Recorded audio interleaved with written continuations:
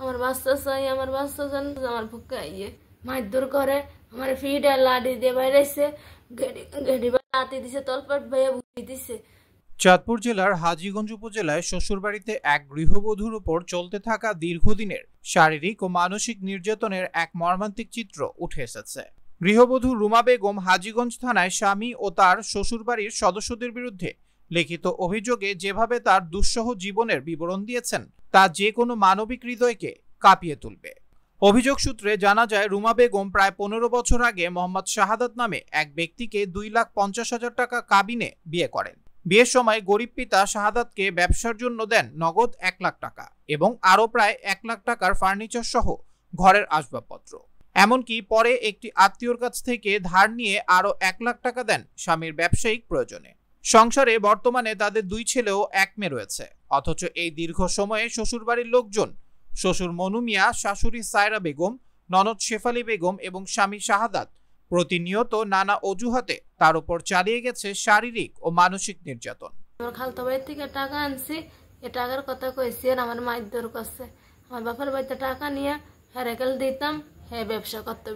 সবশেষ 16 জুলাই বুধবার সকাল 9টার দিকে তুচ্ছ একটি ঘটনাকে কেন্দ্র করে 4 জন মিলে একযোগে তার উপর চালায় অমানবিক নির্যাতন।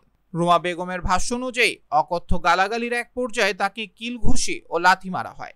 এমনকি স্বামী শাহাদাত তার গলায় চেপে ধরে শ্বাসরোধে হত্যার চেষ্টা করে। এ সময় রুমার আর্তনাদে আশপাশের মানুষ এগিয়ে এলে ননদ শিশু সন্তানকে জোর করে আটকে রেখে রুমাকে 2 সন্তান সহ বাড়ি থেকে বের করে দেওয়া হয়। এরপর জানিয়ে দেওয়া হয়, নগদ টাকা ছাড়া এই বাড়িতে ঢুকলে কেরোসিন ঢেলে পুড়িয়ে মারা হবে।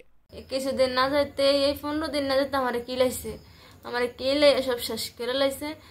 আজকে আবার না আমার কিলাইছে।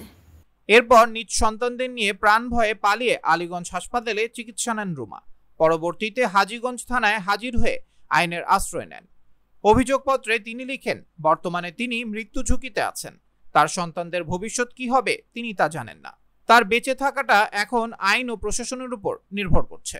এদিকে হাজীগঞ্জ থানার অফিসার ইনচার্জ মোহাম্মদ মহিউদ্দিন ফারুক অভিযোগ পাওয়ার বিষয়টি নিশ্চিত করে বলেন, তারা লিখিত অভিযোগ পেয়েছেন এবং তদন্ত সাপেক্ষে প্রয়োজনীয় আইনগত ব্যবস্থা গ্রহণ করা হবে। রুমা বেগম এই ঘটনায় জাতীয় মানবাধিকার কমিশন সহ সংশ্লিষ্ট প্রশাসনের দ্রুত হস্তক্ষেপ কামনা করেছেন। তিনি চান নিরপেক্ষ তদন্তের মাধ্যমে দোষীদের দৃষ্টান্তমূলক শাস্তি নিশ্চিত হোক, যেন আর কোনো নারী এমন দুঃসহ পরিস্থিতির শিকার না হন। সমাজের বিবেকবান মানুষের প্রতি প্রশ্ন, একজন নারী যখন নিজের ঘরে নিরাপদ না, তখন সে কোথায় যাবে? রুমাদের কান্না কি শুনবে সমাজ? আমার বাবাও মারে না, বোনও মারে না, খালি আমি তো বলছি আমার মা একটা বাড়ি। আপনি কয়দিন পর পরই নাকি ওকে মারেন? না, আমি কোনো মারধর করি না বলতে ওই বিলে যাই, কাজ কাম করি, একটু রাগারাগি করি, বহাবই করি, হয়তো মানে আমি কাজে যাই, হ্যাঁ আবার যাই বাপের বাড়ি ধারেই তো আইতে আইতে কই আমি আমার দুটো ভাত লই আইতি, তো এটা লিয়ে মানে একটু চেতা দিতে করি। না না, এই কথা কখনো হইতে পারে না। কিনলে আমি গেছি ছুটাইতাম, বুঝিনি। ছুটানোর পরে গিয়ে দেখলাম যে নাতিটা করলো, আমার কথাটা বুঝলেন, নাতিটা করলো, আমি গেছি ছুটাইতাম। ওই আমার উঠে কাছে গিয়ে থাপড় দিছে, বুঝিনি। থাপড় দেওয়ার পরে এ করলো কি, নাতিটা যদি হারিয়ে দিয়া, বুঝিনি, এই 10 তারে মানে কি